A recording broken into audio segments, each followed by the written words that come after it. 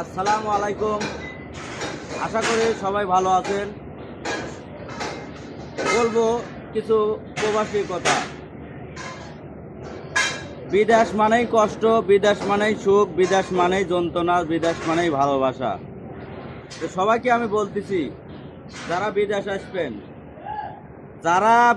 আসবেন এখনও যারা দেশে আছেন তাদের উপলক্ষে আমি বলতেছি কথাটা হচ্ছে কি, সর্বনিম্ন 55 ডিগ্রি গরম, 55 ডিগ্রি গরম। এই গরমের তাপমাত্রার ভিতরে আপনার সর্বনিম্ন 2 মাস আপনার প্র্যাকটিক্যাল করতে হবে। 55 ডিগ্রি গরমে প্র্যাকটিক্যাল করতে হবে। কিসের জন্য? এই দেশে গরম জিনিসটাই মেন। গরমে জীবনটা একবার জ্বালাপোড়া। ভাই সারাদিন যুদ্ধ করি ভাই। আমি এখানে কাজ কমই করি, কিন্তু ভাই সারাদিন আমি মাটিলে ডুব পারি।